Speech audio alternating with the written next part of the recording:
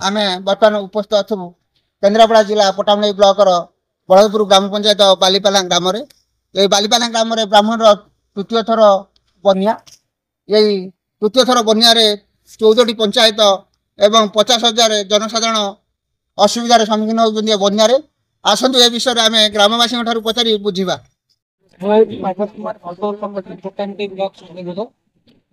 आज बड़भद्रपुर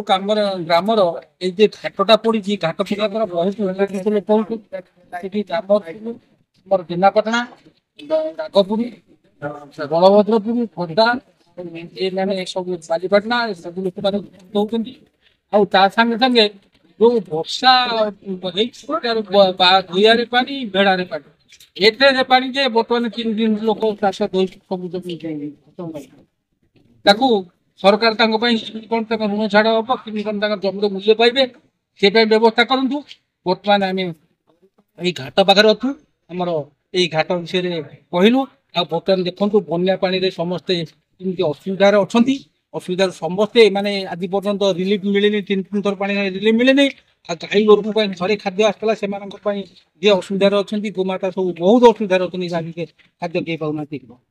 आम घाट घाट हो वार्ड मेम्बर अच्छा ये जगह आम गाँव नेता अच्छा सब ये भाई जन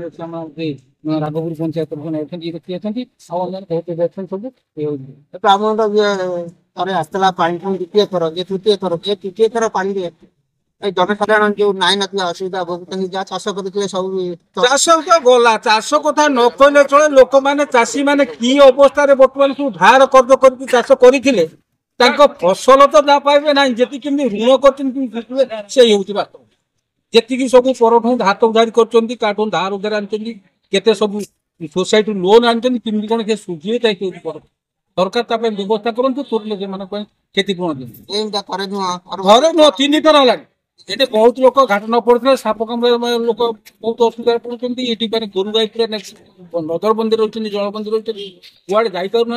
गोरु गाई खाद्य थे आसला 3 दिन थर पा गोरु को खाद्य आसली कि मनीष व्यवस्था ना हाँ बलभद्रपुर पंचायत मैं बालीपाटना मोर कहवा अभियोग कि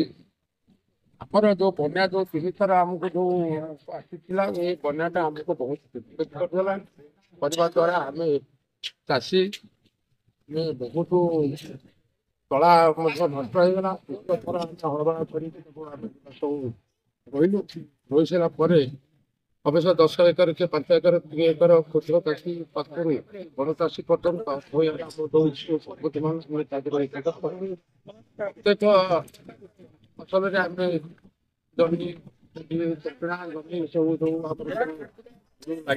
सेगरा सब बना द्वारा आम सब तेणुक आम बलभद्रपुर पंचायत जो बन्या कामरपुर भेड़ा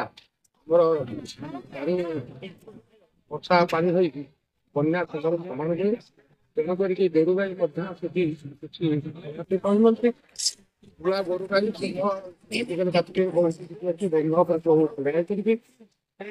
सरकार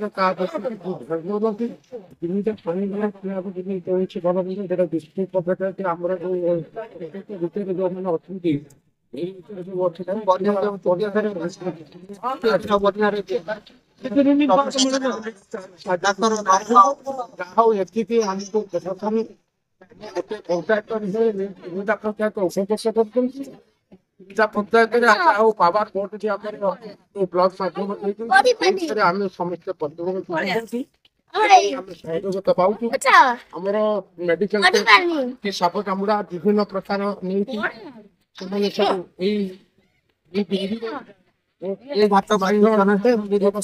समस्ते एकत्रित होती ग्राम पंचायत जी बलभद्रपुर पंचायत जी से सब समय श्रृंखला कर जो आम जी नीति नियम अच्छी से नीति नियम भितर उद्धार कर यही असुविधार नहीं आम पंचायत ना ये गोटे बालीपाटना पाखे लगुच तेणुक आपको प्रशासन ତା ବିଷୟରେ କଣ ଟିକେ କୁମାର ପ୍ରଧାନ ଏଠି ଏସ୍ଆର୍ସି ବୋର୍ଡରେ ମୁଁ ଡ୍ରାଇଭର ଅଛି। ଆମେ ଗତ ପାଣିରେ ତ ଆପଣ ପାଣିରେ ଆସିଥିଲୁ 2 ଥର ଆସିକି ଏଇଟା 3 ଥର ଆସି ପହଞ୍ଚିଲୁ ଏଠି। ଏଠି ଆମେ ଆମ ଜୀବନକୁ ବାଜି ଲଗେଇକି ଭୋର 5ଟାରୁ ସନ୍ଧ୍ୟା 5ଟା ପର୍ଯ୍ୟନ୍ତ ଏଠି ପକେଇ ଲୋକ ଜନସାଧାରଣଙ୍କ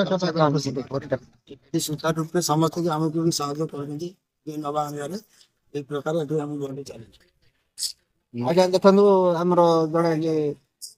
ମାଲିକ ସେ ଏ ବିଷୟରେ କହୁଥିଲେ ଯେ ଜନସାଧାରଣ ଘାଟ ଦ୍ୱାରା ବହୁତ ଉପକୃତ ହଉଛନ୍ତି। କିନ୍ତୁ ଅଶୋକ କୁମାର ସାହୁ, ଦୁର୍ଗା ନ୍ୟୁଜ୍ 24 ଓଡ଼ିଆ ପଟ୍ଟାମୁଣ୍ଡାଇ। जदि आपंक आम भिडी भल लगा तेब आम चैनल को लाइक शेयर और सब्सक्राइब करने को जमा भी भूलु नहीं।